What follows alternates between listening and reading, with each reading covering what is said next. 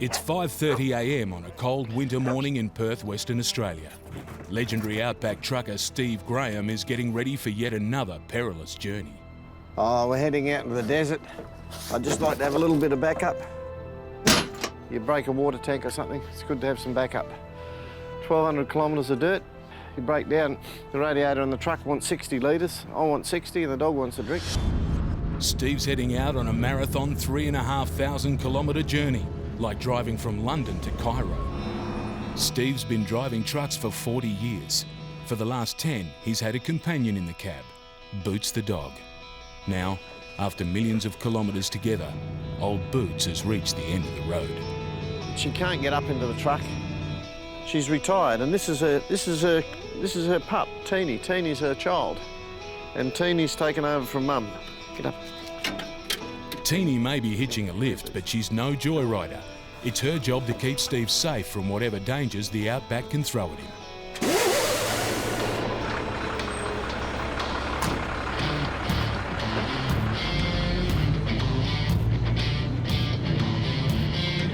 All the gear's good, all the gear's been serviced, but there's a lot of dirt road in front of us and a lot of corrugations.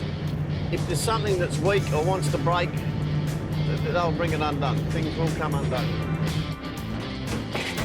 With a second trailer hooked up, Steve officially becomes a road train. And if there's one thing road trains love, it's fuel. Lots of it. So we'll be putting in about, $1,600, $800 or $900 aside. And we'll chew that up today. I've got to be really quick because we've got these super-sized loads over there waiting to get through to Bindi, so I've just got to check my load quickly and get moving. You give me 5 minutes? He's desperate to stay in front of two slow-moving dump trucks. But there's another problem coming up from behind.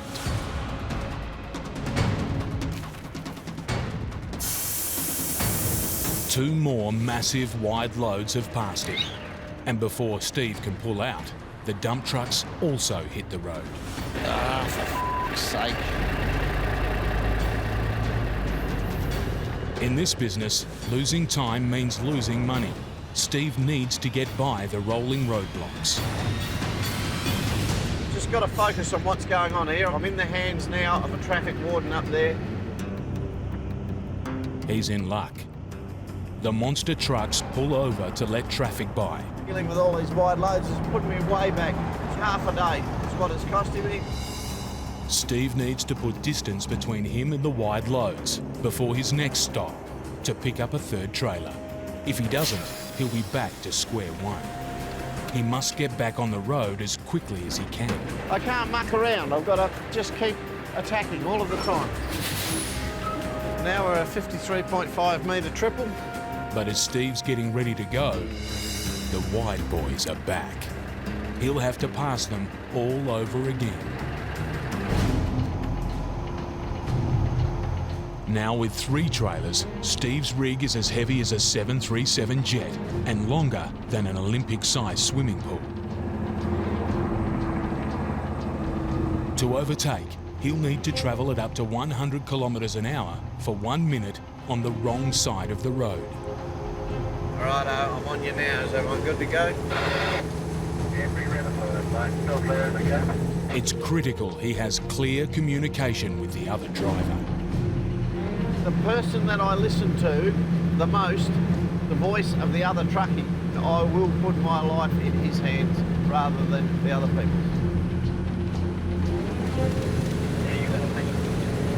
Thanks, mate.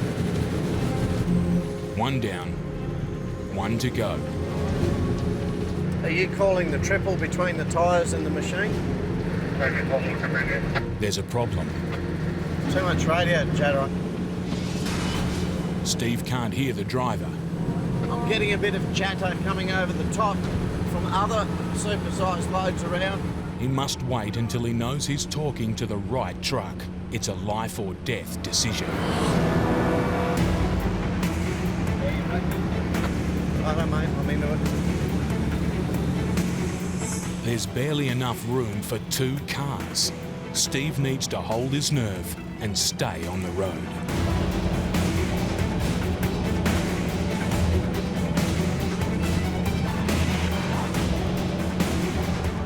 After almost trading paint with an oversized dump truck, The old heart ticks away a bit there while you're doing it.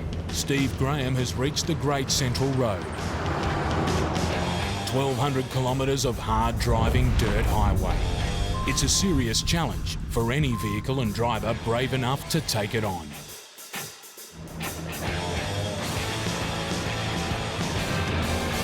The biggest hazard are corrugations, regular bumps in the road caused by traffic. They may look smooth from a distance, but get up close and they're a real truck killer. Do you hate them? Yes. Will you still hate them when you retire, Steve? Yes. Corrugations are the bane of my life. I hate them because they wear me out, sitting there bouncing me around, knocking me to bits. I don't like corrugations. And they knock the freight around and they make me go slower, and I've got to stop and fix things all the time. I haven't got a lot of good to say about corrugations. Righto, we'll go. To protect his truck and the freight, Steve needs to reduce the impact. Either get up to a moderate speed where you're skating across the top of them without doing too much damage, or down to first gear if they're really, really big ones, and just put up with them. Just spend all day just climbing up and down them, basically. Teeny doesn't like them much either, do you, Teeny? Get it wrong, and he could be joining an Outback graveyard. There's a lot of dead ones on the side of the road. Oh, look, there's another one that didn't make it. Another one that didn't make it.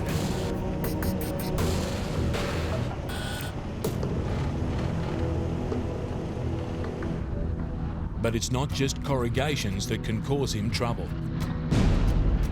There are more than 1 million wild camels in the Outback, and an adult bull can weigh in at more than 700 kilos.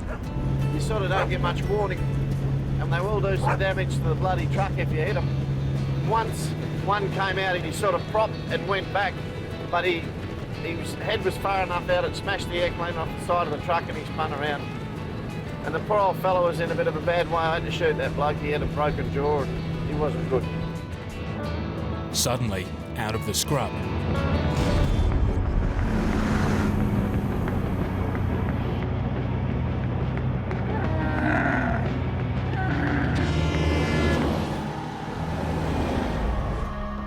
several of his 62 tyres are leaking and need to be pumped up. And he's got another problem. Strong winds combined with 40 tonnes of high-sided freight means Steve's been burning more diesel than usual.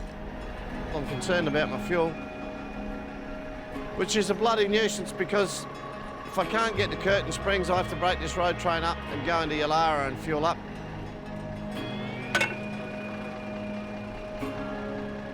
There's not much bloody fuel in there. It's only just enough to get me into 35 Ks will do it.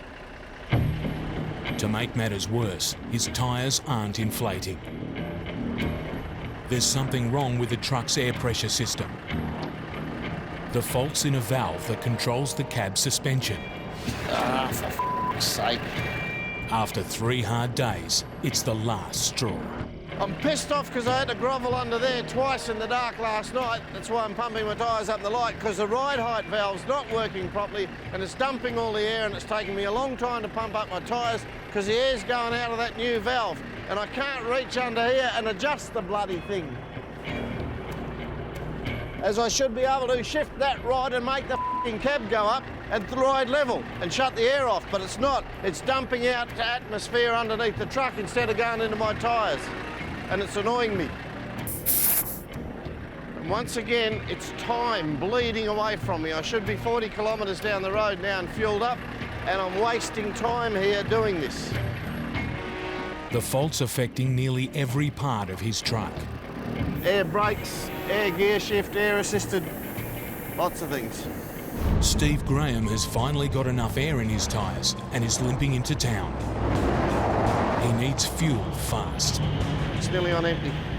And his engine is starting to protest.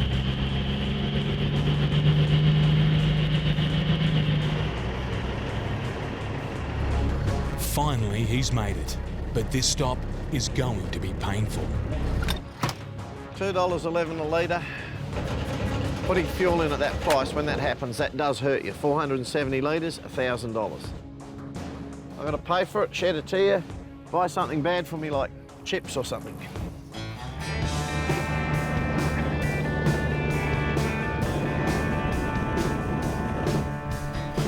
It's time for Steve to pull over for the night and get some much-needed rest. In the morning, he'll start the second leg of his journey to one of the most isolated communities in the world. But before he hits the sack, Steve wants to check his truck. If he's to carry on, he must be sure it's good to go. The faulty valve is still leaking, but under the hood, there's even more bad news. It's his air compressor. Its paintwork is cracked and the washers sealing it have bent out of shape. Well, I don't know why these are lifting. I might have to make a phone call on this. I have heard the thing where I thought it was a ride height valve, I might actually have a compressor that's playing up here. His $90,000 engine is barely a few weeks old. Repairs won't be cheap. The fate of his journey and his truck is hanging on one phone call to his mechanic, 2,000 kilometres away. I'm in Alice Springs. I've got the bonnet up here. They've cracked the paint away in a clear circle around them, and they're bending the lock washers up. The mechanic wants to see a photo. All Steve can do is wait. Those compressors are about $6,000 each.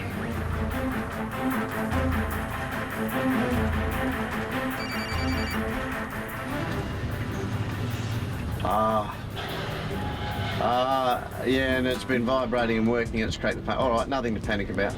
Okay, no worries. After all the dramas, it turns out the problem is down to a simple coat of paint. He saw that there was a bit of paint missing on top of the compressor, so he gave it just a brush of paint over, and that new paint, with the expansion and contraction of the compressor working, is probably all that's cracked off. My mind has been put at rest for the minute. While it's a huge weight off Steve's shoulders, he has another problem on his hands. Time. The reason I'm rushing is you can't travel oversized at night, and it takes a good half an hour to get through town, and it's going to be dark shortly. He's delivering 50 tonnes of building equipment to a crew working in Kiwakara. It's a vital project for the isolated community, and supplies are running low. Steve's delivery is critical.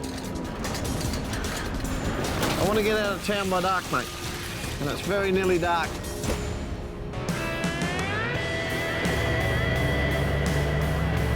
Steve's racing the setting sun.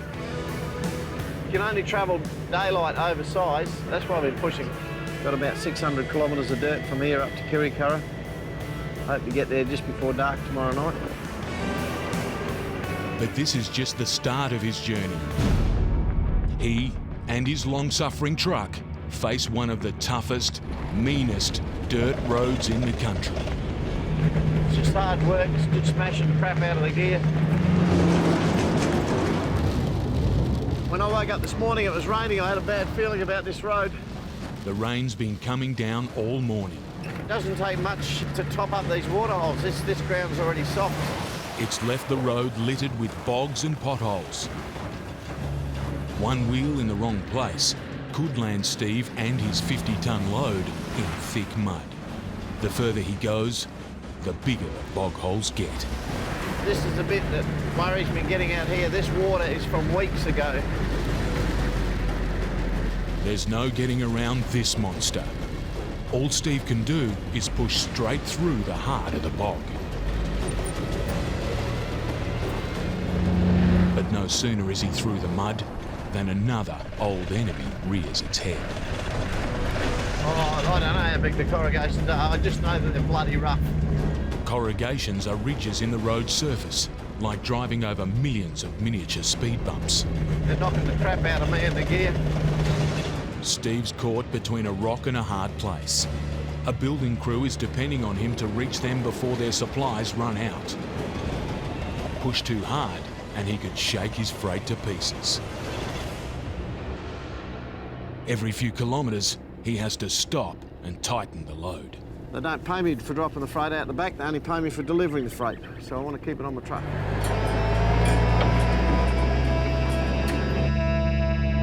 Started work at 6 o'clock.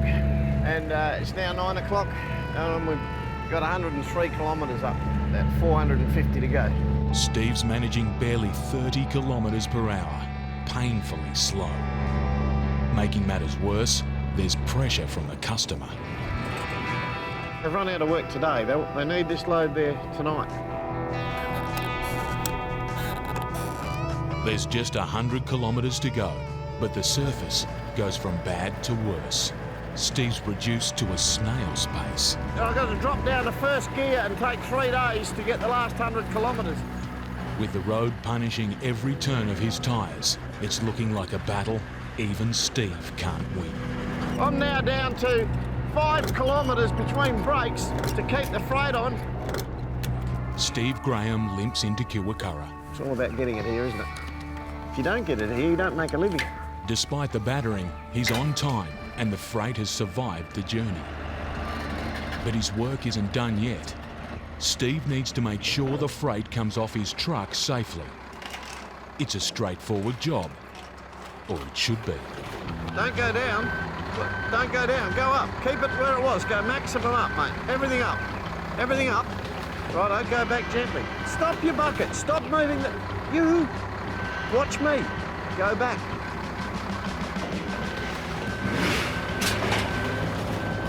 Just hold it there. Whoa, tell him not to go on that mesh. Whoa. Eyes, you're not watching me. Oi, eyes. Down and back. Oh, why won't he listen? Jesus Christ. Oh my God, what's he doing to those screens?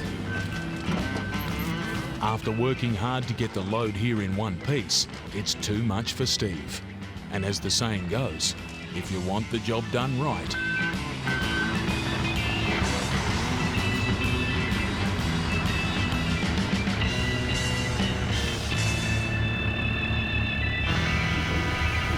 his customer has asked him to help rescue some building sand from a tipper left behind by another trucker. What we got in here is 24 tonne of premix, and it's been sitting in the rain for 2 weeks. I don't know what weight of water has soaked into the premix. It could be as much as 40 tonne in there now. It's vital. Without it, building work can't be completed. To unload, Steve needs to give the tipper hydraulic power. He needs to swap the tipper's front trailer for his prime mover. But without knowing how much weight's on board, it's a dangerous procedure. I have to unhook it, and I don't want to unhook it. I don't like unhooking loaded tippers at the best of times, and I certainly don't like unhooking this one.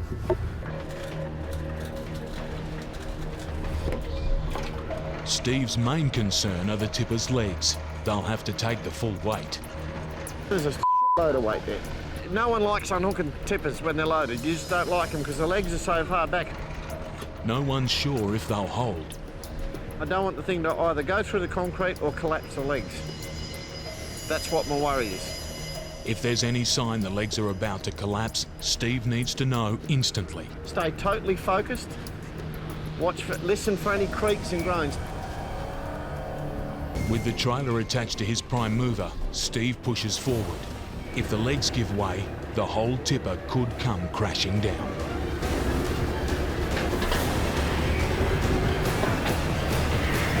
After chancing his luck and his truck, Steve Grahame has successfully hooked his prime mover up to a stranded tipper. Now he has a new problem. This tipper won't tip. Its hydraulics are dead. Steve's left with only one choice, to force its door open without damaging it. Just gently try and pull it. I don't know which side. I might have to crack the other side yet. Just give it a little feel.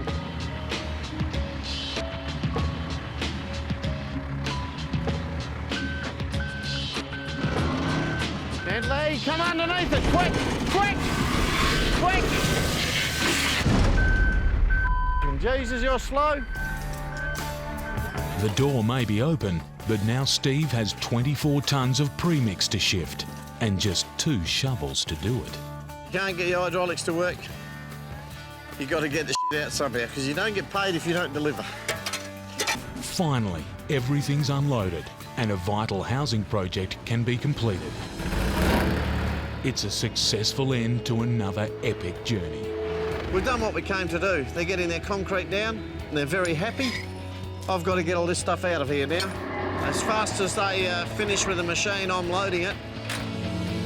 Steve's covered nearly 3,500 kilometres, almost the same distance as New York to Los Angeles, and survived everything the Outback could throw at him. And now it's time to head home. Except Steve being Steve, it's never that easy. This big ugly load of machinery is going back to Alice Springs. Another 50 tonnes, another dirt road, another day, another dollar. It's all part of life for an Outback legend.